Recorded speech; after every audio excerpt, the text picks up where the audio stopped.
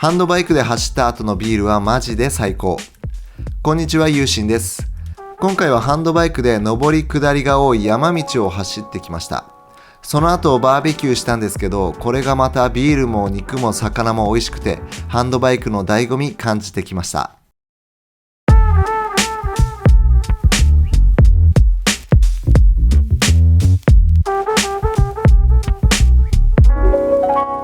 今回のコースは知り合いの車椅子ユーザーが住んでる家の周辺だったんですけど、上り下りが結構多くて体力的にかなり大変でした。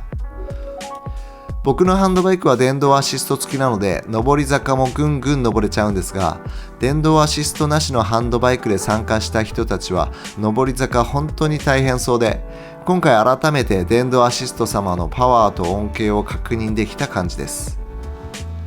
こんな感じで電動アシスト付きだと上り坂でどんどん追い越していけちゃいます。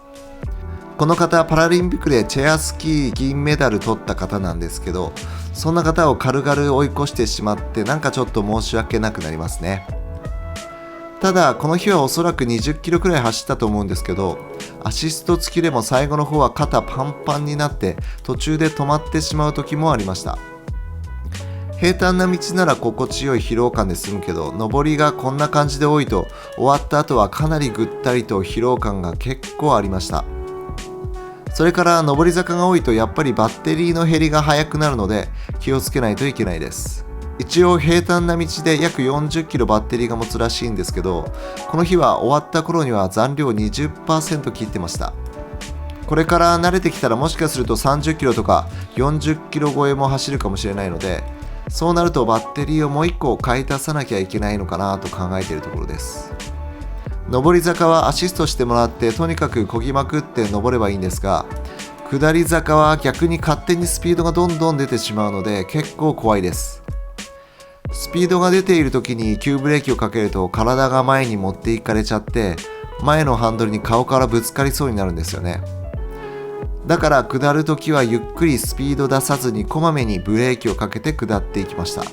もっとブレーキのかけ方が上手くなればスピード出せるんでしょうけど、でもやっぱり体幹も効かないので前に倒れそうになるし、どうしても下り坂の恐怖感はなくなりません。下り坂をうまくできるようになるのがこれからの課題って感じです。実はこの日ではないですが、数日後家の周りを走っていて軽い下り坂でこけてしまいました。肩を強打して、今これ編集しながらもまだずっと痛いので、調子に乗らずに下り坂はこれからも気をつけていきたいです。この日は11月の初めだったんですけど、めっちゃ暖かくて、これ見てください。全く雲一つなくめっちゃいい天気で、こんな日に走るのは本当に気持ちよかったです。あとはやっぱり景色を眺めながら走るのもハンドバイクの醍醐味で、今回はダムの周りや川沿いに走ったりしたんですけど、景色のいいところを探してコースを考えるっていうのもハンドバイクの楽しみ方だなって感じます。上り下りが多いと体力的に大変だけど、こんな感じで平坦なところだとどんどんギアを上げてスピード出せるのでめっちゃ気持ちいいです。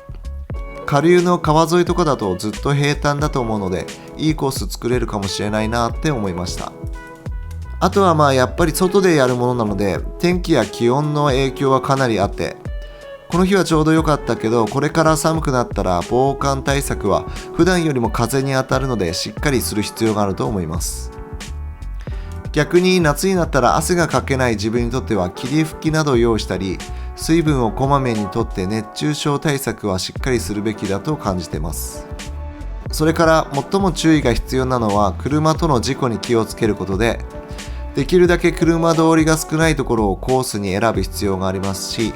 できるだけ暗くなってからの走行は避けるべきだと思います。後ろから車が来たら気づいた人が声掛けをして注意を払うことも必要で、ハンドバイクに後方が見えるミラーをつけるのも必要なのかなと走っていて感じます。とにかく事故ってしまっては楽しい時間が台無しになるので、しっかり交通事故の対策はするべきです。ということで今回上り下りが多くてきつかったんですけど、ただその後のバーベキューでビールがそれはもう最高でしたし、肉も魚も手作りピッツァなんかも出てきたりして、それもめちゃめちゃ美味しくて最高でした。ハンドバイクで走った後の食事までコースを考えるのが大事だと改めて思った次第です。ということで今回はハンドバイクで山道走ってみたんですけど、かなりいい経験になりました。これから寒くなりますが、雪が降らないうちはまた面白そうなコース見つけてどんどん走っていきたいと思っています。それでは今回はこれで終わり、また次の動画でお会いしましょう。本日ものんびり車椅子こいでいきたいと思います。